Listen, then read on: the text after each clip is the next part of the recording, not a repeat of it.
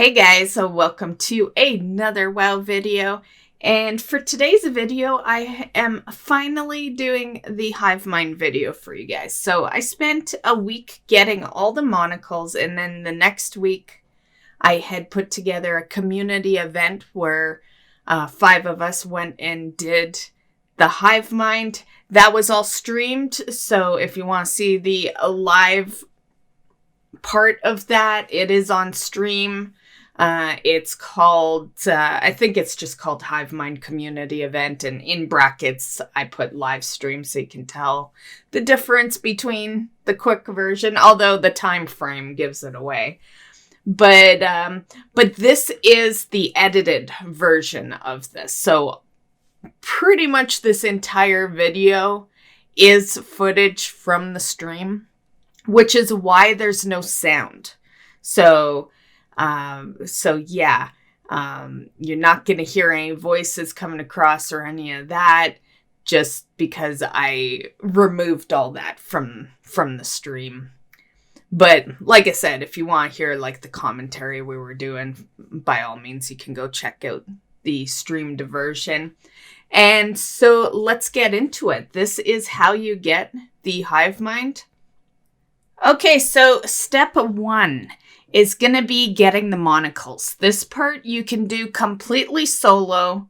You yourself don't have to have all 4 colors, but 4 of your members have to have one of each of those colors. The 5th player in the group does not need to have one, but they will still need to have the Talisman of True Treasure Tracking, which you can get in Outlands, which is at the beginning of each of my monocle videos. So I will link the monocle videos that I've already done, and they're already on the channel. You want to find people to do this with, really, because it makes it a lot easier if you know what monocle you want to go after. What I did, however, I did it more for video purposes than anything, but I went after all 4, and then basically that kind of allowed me to be holding on to the toughest monocle, and I assigned easier monocles to the rest of the group. And yeah, plus there's also the chance that maybe you run into someone who already has a monocle, and then that kind of, you know right there that you don't need to be wearing that monocle. You can wear something else, and then you look for other people that have the other monocles. So that is your first step, and that is the only step that is soloable. So once you have the monocles and you have your group together, everything else is a group effort. Okay, so now we are on step 2, which is the beam stage. So step 2, we are going to our colored NPCs. Coordinates are on top of the cat picture right now, and they're easy to tell who goes to what, because as you can see, the first letter of each of the NPCs' names starts with the first letter of your colors. Okay, so here is a quick picture of what the map will look like when you open it up. Red, yellow, blue, and green do need to be wearing their monocles for the NPCs to be hostile towards them. And the one standing at the beam, our 5th player, will need to be wearing the talisman necklace. Basically, for this part, we are going to be... How I did it is I guided the group to kill the mob down to 50% health. Then we'd wait for everyone to say they are at the 50% health, and then at that point, everyone would just kill the rest of the health off. Player 5 will be going to the coordinates that say block drawer here. And so that's going to have the beams. This is a picture of what it'll look like for player 5. Unfortunately, I can't show you live parts for this because I was not player 5. But I can show you pictures. So this is what they're standing in front of, basically. And we got to get our health down to 0 at the same time, and then the beams go down for 6 seconds, and player 5 just quickly runs in. then there's going to be a, oh, and speaking of, since you can see it, you can see that my guy bugged out. If the regenerate isn't happening at the 0, then your mob's bugged. For me, I'm a night elf, so I could shadow meld, but if you're not, you're gonna have to run away and then come back. But yeah, these guys, can bug up.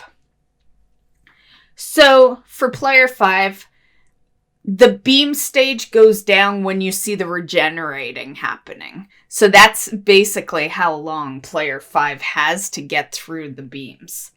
And there'll be a lost cat toy. It's pretty small, so you might want to zoom in. And when you click on it, it's going to teleport you out of the room. And it will also damage you.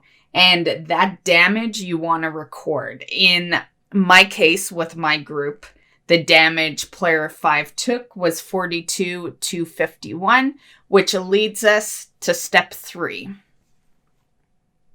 Okay, so the next step 3, is petting the cats. So at this point, you and your whole team is going to go to Court of Stars. When you first enter, you will have to channel to bring a boat over. If you haven't been to Court of Stars before, you do need to stand still channeling it. If you move, it does cancel it out. So do that, get the boat across.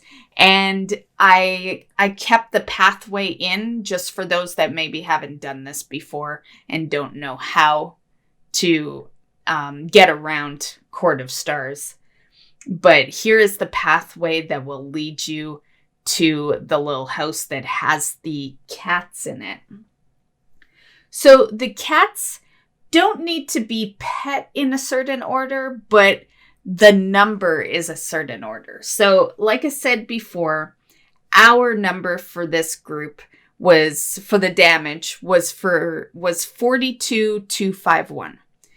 The order for the pets is Fluffy, Shadow, Mew, Ash, then Bella, which means that Fluffy gets 4 pets, Shadow gets 2, Mew gets 2, Ash gets 5, and Bella gets 1.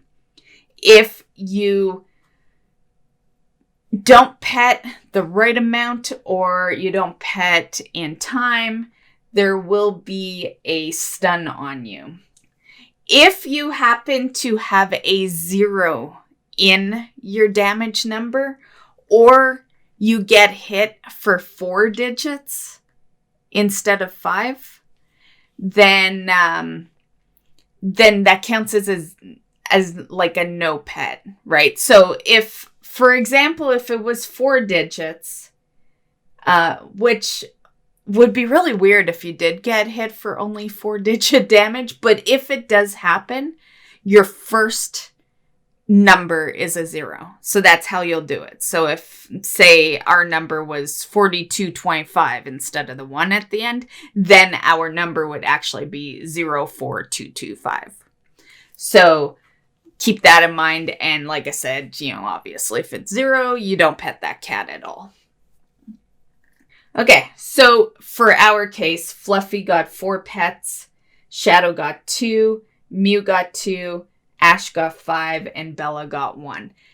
Since I was on Ash, just because it worked out that way, we had someone mark them, and everyone that had their particular color of their monocle went after that color, and then the 5th just went after whatever color wasn't a monocle color. So that's how we did it. And since I was on the one that had the highest number, what I did is I told 4 to go with me, and then I did a countdown, and when I counted to 3, the rest of the team petted their cats since they only needed to pet 1 or 2 times. So that might be a technique you might want to do as well. And other than that, the cat part was pretty easy. We got it in the first try. So yeah, really not that tough there.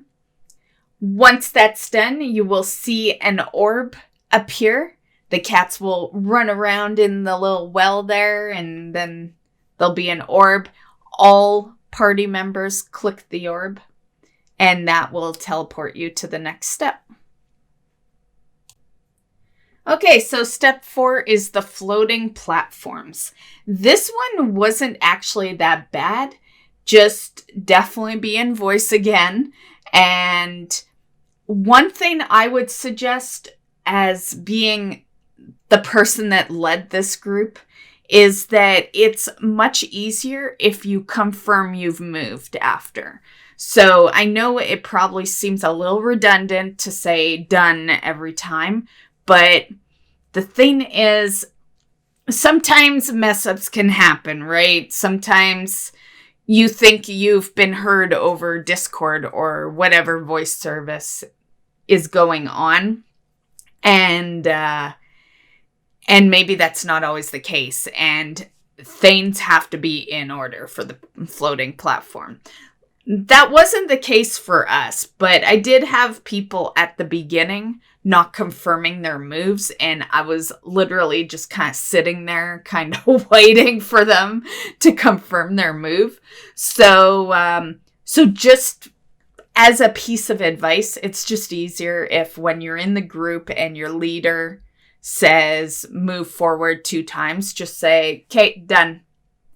You know, when you've completed it. After a while, I did have the group doing that. And if they're close to me, I can hear them moving. But the thing is, like on screen here, basically the minute you don't see anyone else in my view is the minute I can't hear them actually jumping. So yeah, like I couldn't always dictate if they had done their move or not. So that's just my personal opinion on that one. And that's basically all I have to say on this. There is a pattern to this, and I will link it in the description of this video for you guys. So if you are leading it, there is a rhythm to it. You don't have to figure it out yourself. You just gotta, make sure you don't skip lines. So yeah, what I was doing is I was scrolling down the page every 5 so that I wouldn't accidentally repeat a sequence. So that would be one way to do it. Or I don't know. I don't know what other way you do it unless you actually printed out the paper and then maybe you crossed it off rather than going off of your screen. I guess that would be an option. But other than that, as long as everyone does their moves properly, it'll work. And once you get to the staircase, everyone will be lined up in front. You'll know because you could see we're over the platform right now, right? Like there's a place we would land. And when everyone is in a line like that, then you can all exit vehicle and that'll drop you to the platform and then you just walk up the stairs. Okay, so as you walk up the stairs, there will be a big door. You're just going to go through the door and you are at the next puzzle. This is the one that will probably take you the longest. However, all in all, I thought this, this really didn't go too bad. I really thought we'd be on this part of the puzzle for a long time, but it really didn't go too bad. There is a system for this. So basically, 1 person's the driver, 2 are the adult, and 2 are the kid. Basically, the first thing you're going to want to do for this is figure out who can cross with who. And while you're doing that, you will figure out who the driver is. So that is what you focus on first. And so the driver will always be able to travel with someone. And then you're going to want to figure out who we'll say player B. In this video, it's X, but it depends how you mark your characters. But in this video, X is the person who can make it across with the driver as well as with a specific trio. So not any group of 3, but a specific one. In this case, it was the 3 girls in the group. There's 3 females and 2 males in the group. So us 3 girls were the trio. And at that point, that's kind of when it got easy. Yeah, basically you figure out who the driver is, and then the struggle is finding out who X is, right? And then once you know who, Skull and X is, it's pretty much easy sailing from there. Unfortunately, everyone's sequence for this part is different, so this isn't really a part where I can tell you exactly which player in your group is gonna become the driver or anything. This is just kind of something you as a group have to figure out together. But to make the process a little easier, there is this picture here that can help guide you to finding out who your driver is, who X is, and how to get everyone across. Watching the sequence of this diagram will help you solve the puzzle a little better. Other than that, one thing I have learned with doing these puzzles is the diagrams just kind of make it easier, but, it'll still eventually solve. I solved the lucid nightmare last part without following a guide. So I think if we can do that, yeah, it's all, eventually this one would have gotten solved. So once you've done this, everyone will be at the other side if you've done it correctly. And then you just open the door. And at this point, this is the easy part. Everyone's going to hop on a platform. You can't see it happen because since it was stream and I didn't have camera on, I hid chat with a picture of my cat. So you don't see this part. But when you're channeling, you'll just loot the mount. And so at this part, we all have the mount and we're going to learn it. This is the only time the 5 of us are going to ever be together. So at this point, we're just going to go test it out in Dal. So I hope that helps you guys out. And if you're currently going after this, good luck on finding your group of 5 people and getting them out. Honestly, we did this in, I think it ended up roughly being 2.5 hours. By the time we got to Dal, my stream was sitting at like the 3-hour mark, but we didn't start doing it as soon as I started stream. I would say I was probably already streaming for at least 30 minutes before we even went out there. So all in all, yeah, I definitely thought this was going to be closer to like a 5-hour, community event, and it ended up just being a couple of hours. So I thought, I think that's really good timing for a mount that has quite a few puzzles in it. So that's basically the video. So I hope you enjoyed, guys. Good luck on getting your Hivemind. My personal advice is try to get as many friends in your group. That's what I did. 3 of us out of the 5 are guild members. 1 is a community member and the other's pre-made. So that's kind of why they wanted to go to Dal to hop on the mount, because they will never come in contact with us ever again.